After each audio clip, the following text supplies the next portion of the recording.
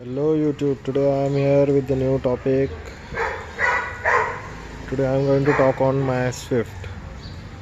As most of the crowd will be Indian, आज मैं हिंदी में बात करूँगा। तो ये है मेरी स्विफ्ट। मैंने अप्रैल 2019 में परचेज़ की है। लगभग 1.5 साल हो गया, लेकिन 6 महीने लॉकडाउन में गई, इसलिए उस टाइम का ड्राइविंग एक्सपीरियंस हम निगलेक्ट करते हैं और कंसिडर करते हैं कि हाँ, मुझे 1 साल का एक्सपीरियंस है स्विफ्ट के साथ। इससे पहले मेरी फर्स्ट कार थी Maruti 800, then WagonR, then Volkswagen Vento and then this Swift. Most of the time मैंने मारुति की कार्स यूज़ की है। फोक्सवैगन की कार वेंटो बहुत ही अच्छी थी बिल्ड क्वालिटी के मामले में, लेकिन आफ्टर सेल्स और एक्सपेंसिव स्पेयर्स को मैं डर गया और मैंने वो कार सेल आउट कर दी। आज भी मैं उस कार को मिस करता हूँ। तो आज हम स्विफ्ट के बारे में बात करते हैं ज़्यादा से ज़्यादा, ठीक है।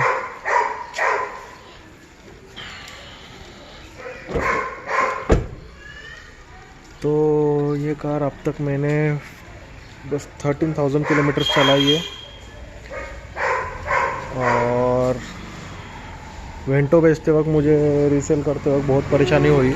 इतनी अच्छी गाड़ी रह के भी उसको उतना डिमांड नहीं थी मार्केट में, और इसीलिए मैं बार बार कार चेंज करता हूँ। इसलिए मैंने इस बार इंडियाज़ मोस्ट वैल्यूड कार जो कि स्विफ्ट है वो लेने का डिसाइड किया, क्योंकि जब भी मैं रीसेल करूँगा तो मुझे अच्छी खासी वैल्यू आ जाए। लेकिन अभी इंडियन मार्केट सेफ्टी के मामले में बहुत ही सतर्क होते जा रहा है और कभी कभी मुझे भी डर लगता है। जैसे कि मैंने वेंटो 180 से ऊपर टच की है, मैंने यूट्यूब भी उसकी वीडियो भी डाली है, जो कि मैं रिकमेंड नहीं करूँगा किसी को ऐसा ड्राइविंग करना। लेकिन मुझे बस टेस्ट करना था, तो पुणे मुंबई हाईवे पे मैंने वेंटो 180 से ऊपर लेके गया था। फिर भी मुझे उसके ऊपर बहुत कॉन्फिडेंस था, लेकिन that is not the case with this Swift. मैंने ये 150 को टच की, फिर भी मुझे डर लग रहा था। वैसे तो कार 180 तक जाएगी ये भी, लेकिन सेफ नहीं है। वेंटो है, स्विफ्ट ये मारुति का प्रोडक्ट है।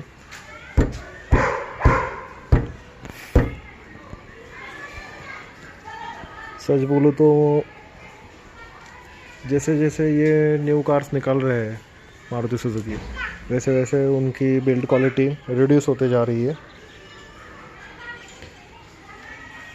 फिर भी स्विफ्ट की बलोनों से कई गुना अच्छी है। सर्विस सेंटर वाले ये ट्रिक यूज़ करते हैं कि आप क्रेस्ट पे प्रेस करो। तो मैं आपको बता दूँ, यहाँ पे सबसे ज़्यादा स्ट्रेंथ रहती है आपकी बॉडी को। सो कभी भी यहाँ पर प्रेस करके देखो। या मैं बहुत ज़ोर से प्रेस कर रहा हूँ तो जाके थोड़ा थोड़ा वो हो रहा है, लेकिन वेंटो में इतना भी नहीं हो सकता। किसी भी जर्मन कार में आप चेक करके ले लो, कहीं पर भी आपको वीकनेस नहीं दिखेगा। देख सकते हो आप। तो एक बार मेरा वेंटो का माइनर एक्सीडेंट हुआ था, पीछे से एक 2 व्हीलर वाला आके मेरे को टच हो गया। स्पीड बहुत कम था, हार्डली 20-30 का स्पीड रहेगा, लेकिन बहुत अच्छा सा डैश दिया उसने, लेकिन गाड़ी को कुछ भी नहीं हुआ। और यहाँ पर आप देखो, एक नॉर्मल, मुझे पता भी नहीं चला ये कब हुआ। मतलब ये टेल लाइट ब्रेक हो गई। इस टेल लाइट की कॉस्ट 4,500 रुपीज़ है, लेकिन इसमें बिल्ड क्वालिटी बिल्कुल ना के बराबर है। आप वेंटो का वीडियो देख सकते हो कि किसी ने हेडलाइट ब्रेक करने की कोशिश की विद द हैमर और फिर भी वो ब्रेक नहीं हुई। ऐसा बिल्ड क्वालिटी में बहुत ज़मीन आसमान का फ़र्क है Maruti and any other brand, let it be Ford, Tata और any German brand. Japanese cars में इतनी बिल्ड क्वालिटी नहीं रहती। आप होंडा सिटी का भी देख लो, लेकिन रिलायबिलिटी बहुत अच्छी रहती है। इसीलिए हम 20-20 साल पुरानी स्विफ्ट भी आज रास्ते पे देख सकते हो। वैसे आपको 20 साल पुरानी कोई अदर ब्रांड की गाड़ी हार्डली देखने को मिलेगी। तो coming at this specific car, मैंने पहले CNG कार लेने की सोची ताकि मैं पैसे बचाना चाहता था जितना ज़्यादा हो सके, लेकिन मुझे ऑटोमेटिक चाहिए थी। जैसे कि आप देख सकते हो ये ऑटोमेटिक कार है, मतलब AMT है, जुगाड़ा ऑटोमेटिक। तो ये ऑटोमेटिक है as well as fuel efficient car चाहिए थी मुझे। तो डीजल में बस स्विफ्ट और दूसरा होंडा अमेज का ऑप्शन था, और होंडा अमेज मुझे नहीं चाहिए थी। मैं रीज़न आपको बताता हूँ। This is the reason. मेरे हर कार में मल्टीपल सबवूफर्स रहते हैं, आई एम बेस हेड, तो मुझे सिस्टम नहीं रहेगी तो मैं कार को हाथ भी नहीं लगाऊंगा।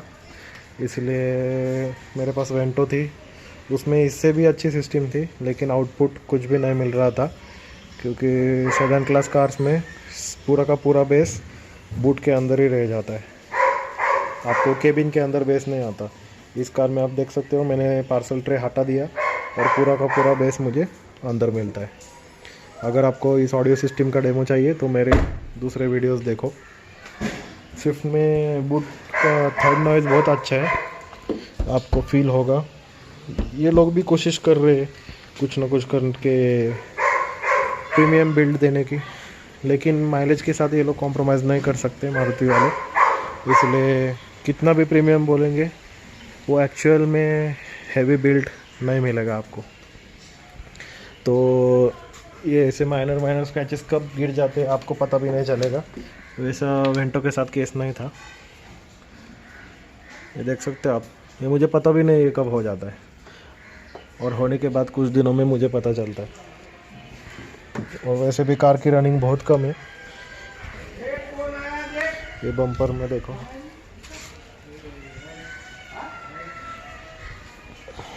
तो ओवरऑल मैं ये कहना चाहता हूँ कि बिल्ड क्वालिटी बहुत ही कॉम्प्रोमाइज्ड है। और ऐसा नहीं है कि इनकी कार सस्ती है, आप ऐसा सोचो भी मत, क्योंकि आप ये देखो, ये एक वॉल से घिस गए मेरे डैड से ये कार, तो आप देख सकते हो।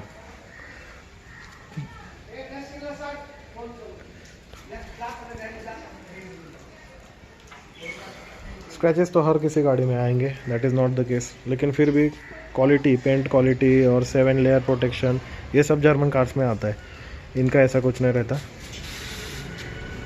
ये एक बार बफिंग करते वक्त ये निकल गया, दिस इज़ प्लास्टिक, आराम से निकल गया बफिंग व्हील से। हाँ, वैसे कि मतलब गलती मेरी थी कि मैंने व्हील कुछ ज़्यादा टाइम के लिए घुमाया, लेकिन ऐसा मैं वेंटो में भी मैं खुद बफिंग करता था, उसमें कभी नहीं हुआ ऐसा कुछ। तो आते हैं एक्चुअल कार की तरफ। 2 साल में, 1 साल में मुझे क्या पॉजिटिव लगा इस गाड़ी के बारे में, मैं आपको दिखाता हूँ।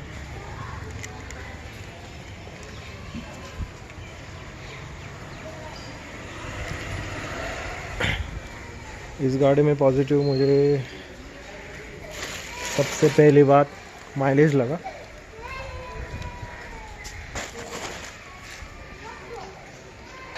उसके बाद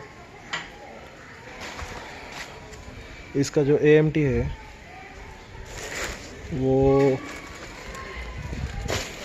आप यहाँ से व्यू देखो कार का,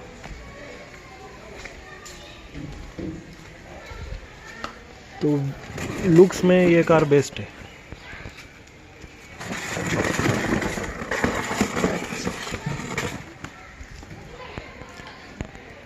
लुक्स में हैचबैक में इस कार को कंपटीशन बहुत कम है।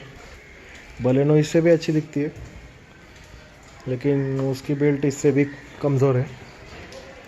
ये आप जब दोनों कार्स पर्सनली इंस्पेक्ट करोगे तभी पता चलेगा आपको। वैसे तो दोनों सेम प्लेटफॉर्म में बनी है। तो आते हैं इसके हाइलाइट्स की तरफ।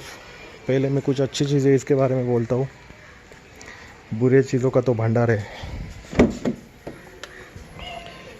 और मैं जो भी है खुल्लम खुल्ला बोलता हूँ, ये मेरी खुद की कार है, लेकिन बुरी है तो बुरी है, अच्छी है तो अच्छी है। जो चीज़ें अच्छी है वो मैं खुद से बताऊंगा। तो इसका क्लस्टर देखते वक्त मुझे बहुत स्पोर्टी फील हुआ। ये कार यूथ के लिए डिज़ाइन की है,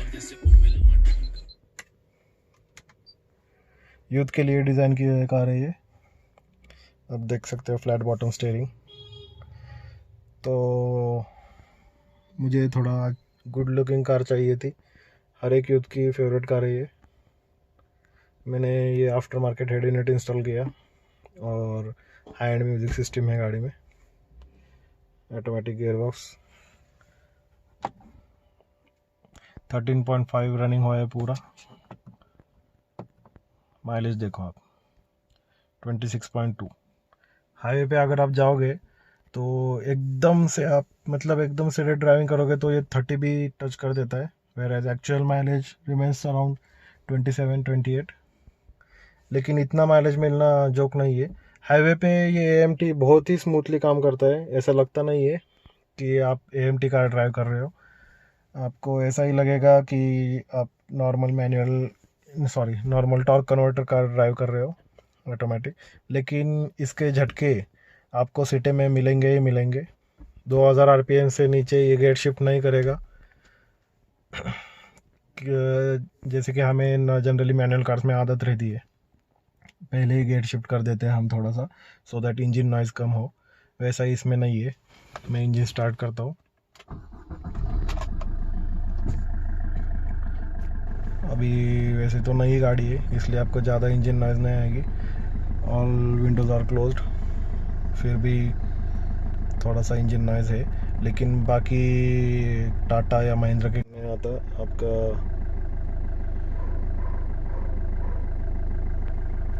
आपको वाइब्रेशन नहीं मिलेगा कहीं पर भी। मैं बोनेट ओपन करके आपको दिखाता हूँ। हाँ, एक ख़ास बात इस गाड़ी की, ये डीजल गाड़ी मैंने इसलिए ली क्योंकि मुझे टॉर्क की ज़रूरत थी। वेंटो की आदत हो गई थी मुझे।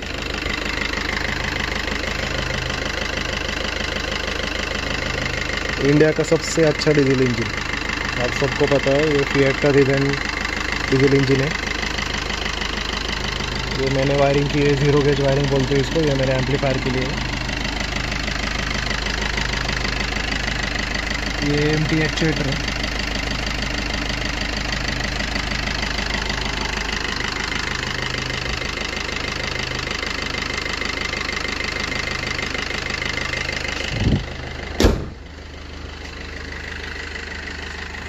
तो इंजन नॉइज़ आप फील कर सकते हो, क्लटरिंग।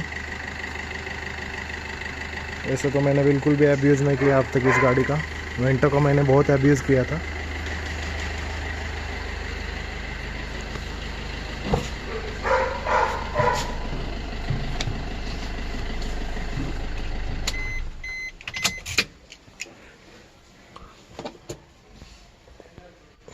ये बकेट सीट्स मिलती है आपको इसके साथ।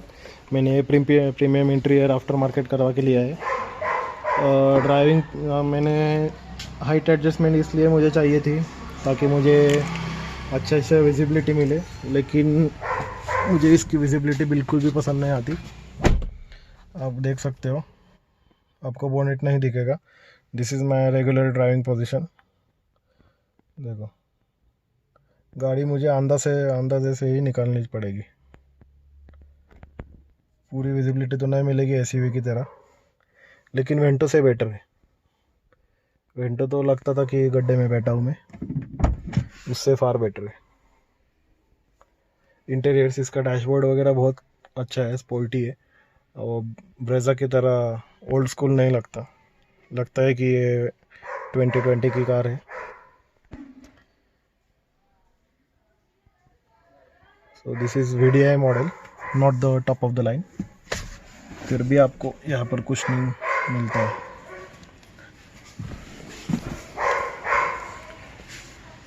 आते हैं रियर सीट्स पे। 3 अडल्ट्स कंफर्टेबली यहाँ पर नहीं बैठ सकते। Okay, 2 adults and 1 child. यहाँ पर बड़ा सा होम भी है।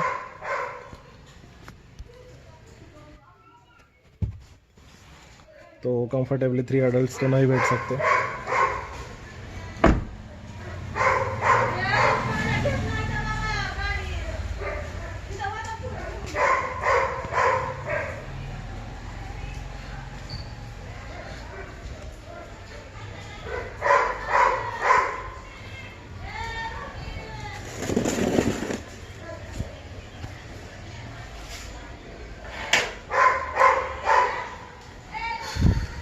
ये तो थी फ्रंट सीट की।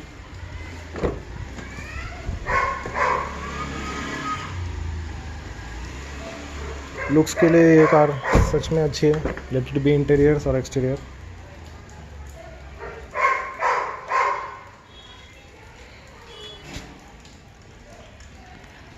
लॉन्ग ड्राइव में कंफर्ट 100 to 100 किलोमीटर तक ठीक है ड्राइवर के लिए, उसके बाद आपको मज़ा नहीं आएगा, बैक पेन वगैरह हो सकता है लिटिल बिट। वैसे तो हर एक इंडिविजुअल की हेल्थ पे डिपेंड करता है, लेकिन मैं मेरे दोस्त की ब्रीज़ा चलाता हूँ। मेरे दोस्त के पास, दूसरे दोस्त के पास नेक्सॉन भी है। उस दोनों में मुझे इतना टायरसम फील नहीं होता जितना कि इस गाड़ी में होता है। इससे वेंटो का सिटिंग पोस्चर अच्छा था, उसमें भी मुझे कोई दिक्कत नहीं लगी, लेकिन इसमें सिटिंग पोस्चर मुझे इतना अच्छा नहीं लगा। इनग्रेस एग्रेस भी बहुत मुश्किल है, यहाँ से लेडीज़ को दरवाज़ा खोलना और अंदर बैठना थोड़ा मुश्किल जाता है, इसलिए नेक्स्ट कार में अच्छी हाइट वाली प्रेफर करूँगा। तो ये तो थी कुछ अच्छाइयाँ कुछ बुराइयाँ। अभी ये गाड़ी मुझे पड़ी 8,50,000 की, उसके ऊपर बाकी सब एक्सेसरीज़ वगैरह मिला के मैंने 9 लाख से ऊपर तो गए मेरे, सिस्टम विदाउट सिस्टम। लेकिन is it worth it? Definitely not. Diesel engine है, फ्यूल एफिशिएंसी अच्छी है, लेकिन उसके लिए हमारे जेब से हम ज़्यादा पैसे दे रहे हैं। या याद रखो, मैन्युफैक्चरर को इसमें ज़्यादा प्रॉफिट है। इसी रेंज में आपको स्कोडा रैपिड आती है, lowest version, the rider edition. एक बार वो देख लो, उसकी बिल्ड क्वालिटी देख लो, और फिर देखो आपको क्या मिलता है इस गाड़ी में।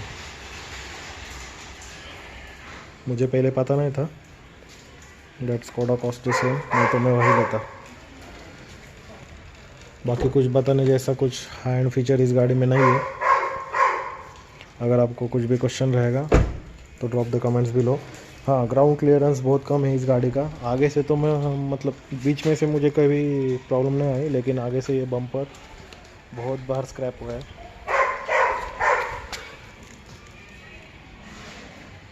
बहुत नीचे से बहुत बार मुझे प्रॉब्लम्स आई, यहाँ बीच में नहीं आई। वैसे तो 100 किलो की सिस्टम है पीछे मेरी, इसीलिए मेरा ग्राउंड क्लियरेंस थोड़ा कम हो गया।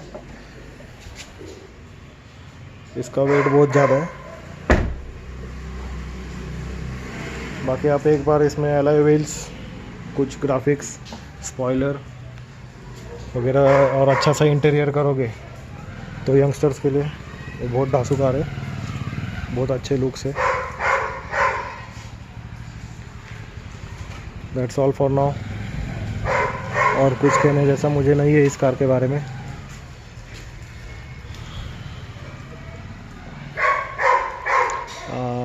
अगर एफिशिएंसी चाहिए, आपका रनिंग बहुत ज़्यादा है, तो फिर ये कार ले लो। आपका रनिंग कम है तो फिर पेट्रोल में आपके पास बहुत अच्छे अच्छे ऑप्शंस है, like grand, i10 Nios, Tata के कार से। ऑटोमेटिक ये मतलब जिस कंपनी का, फरारी में जो कंपनी ऑटोमेटिक बनाती है AMT, उसी कंपनी ने इनका ऑटोमेटिक डिज़ाइन और मैन्युफैक्चर किया है, इसीलिए बाकी कंपनी से इनका AMT बहुत अच्छा है। टाटा का AMT जुगाड़ू है, आपको पता है, उसमें बहुत प्रॉब्लम्स है। उस मुकाबले इस AMT में बहुत कम प्रॉब्लम्स है।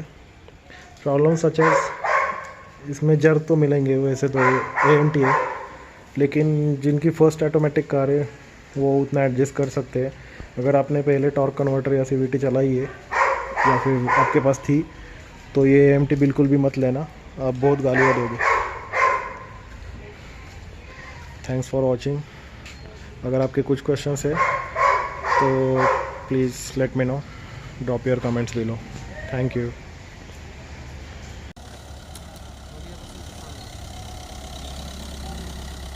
चलो बाय बाय।